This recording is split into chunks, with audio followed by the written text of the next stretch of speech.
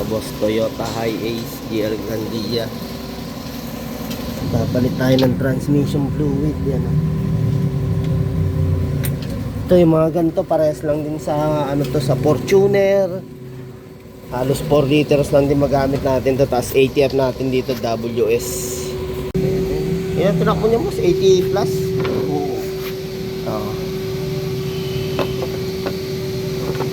Wala din naman nakasulat, no? Yan lang, oh. Ito lang, wala nakasulat na Toyota. Grabe. Pares lang din ang filter na ito sa mga Innova Fortuner na bago, eh. Yan. Itim na, no? Itim, hindi pa napalitan. Kaya nga, Hindi pa napalitan mula nun.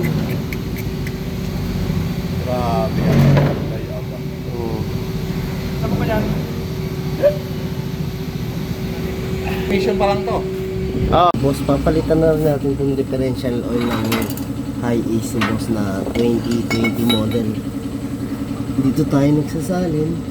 Yung tray natin ito, size 24. Okay, buksan na muna natin ito. Ayan mga boss, nalinisan na natin, no? Parang sa pares din sa ano, mga modelong Fortuner 2016 pataas. So, bago yung transmission filter na ikakabit.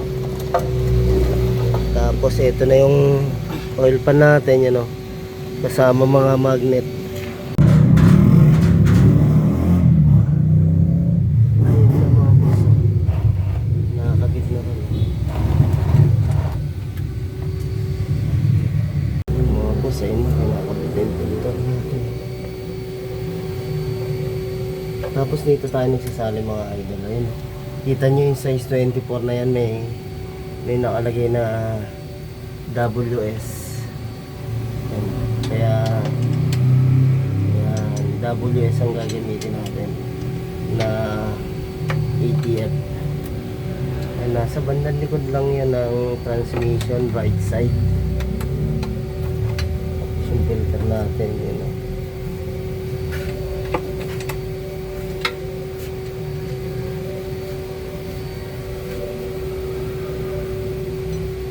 Ilan yung internal niyan pre? Nag 10.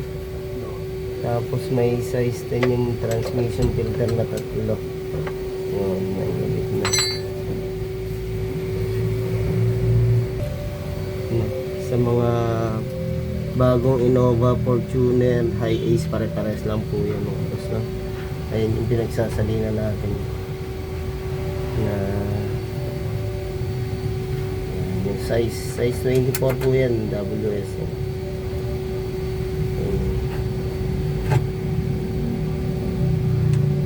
Sa right side ng transmission.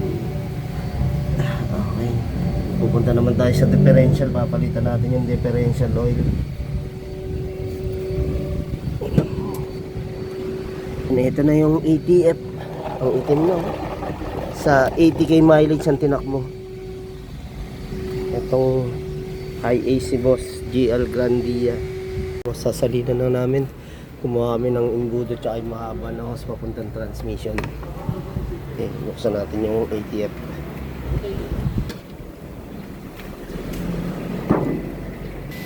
Dimsum House, Palmera Dimsum House.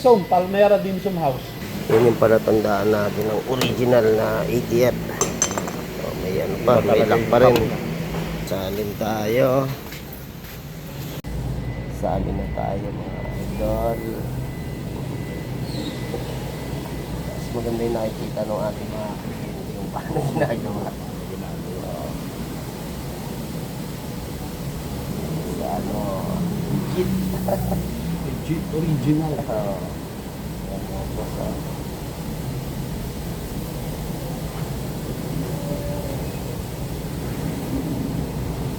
Si brother narin sa ilalim. Hawak niya yung hose. Hawak niya ang beat. Hawak niya ang beat. Hawak niya ang host. Hawak niya ang host. Hindi nga na yan. Kung bago malaw, mabunot eh. Oo. Kala natin, puno na. Yung pala, natatapon lang.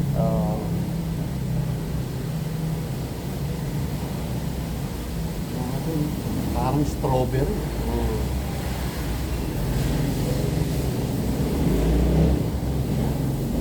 palabas kanina yung ano na, brown chocolate. Oo nga eh, chocolate brown na yan.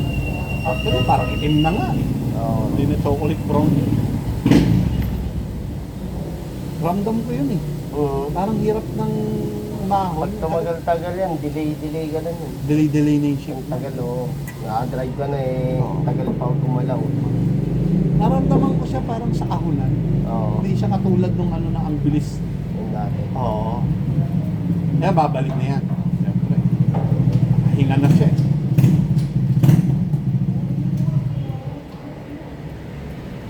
Tipin mo dapat 40,000. Wala, hindi ako nakapagpaano ng 40. Naka, ano, Tapos 80 dapat. Lumampas pa ako sa 80. Naging 89.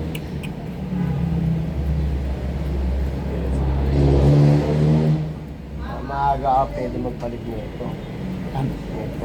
Susunod 40 o ako, 50 lang. 50. Oo, pwede. So 90 ako, 140 dapat Oo. magpalit uli ako. Pwede na 50 yan sa susunod. Hindi na 40. Pwede na.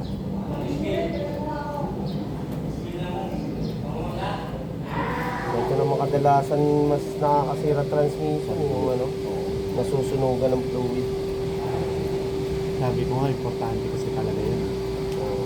Kasi yung ano rin, yung sa differential oil. Oo, Ano rin, di ba? mabigla ka na lang may hugo na lang, wala. Parang sinisipol na yun. Oo. Good.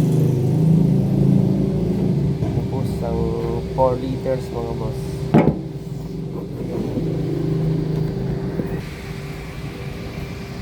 Boss, na-drain na natin, no? Ang dami din, ah. Parang yan. Oh. 4 liters, no? So, ito yung gamit namin sa differential oil ni boss. Ayan, oh. GL5 85W90, ano? Yan. Giroil po na, ano yan. Original. Tatlo. Pero, titignan namin kung kakasya na yung tatlo kasi malaki differential ni boss. Parang makaubos tayo ng 4 na litro. Sali natin sa pouch tapos ipe-press lang natin doon sa differential. Oh, boss. Eto na uli ang ating gear oil na kailangan i-pump sa ilalim. Yan, oh. Pakita natin kung paano natin pinapump. Kagandahan niya mga boss, walang ibang halong gear oil yan. Kung ano yung nilagay natin sa pouch, yun lang yun talagang naman, oh. Oh. Yun. Diyan tayo nagsasali mga boss, ano. Ang level niyan, kailangan madudukot natin ng daliri. Pag hindi natin nadukot yan, kulang pa yan. Ayun mga idol, nagamit nating laman ng differential. 4 liters. Ayan, ubos natin ng 4 liters. 4 liters. Oo. Pag differential ng mga Toyota Hi-Ace GL Grandia 2020 model. Ayan, basta sa mga ganyan mga boss, ano, GL Grandia. Ayan, 2019 to mga modelong 2026 na ganyan. Ano na, boss, 4 liters. Sukat din natin yung ATF na nakuha natin, no. Dalawang ganto. Halos talagang 4 liters. Ayan, oh, ganyan nakaitim mo. Yung nakuha natin na ATF kay boss. Ano.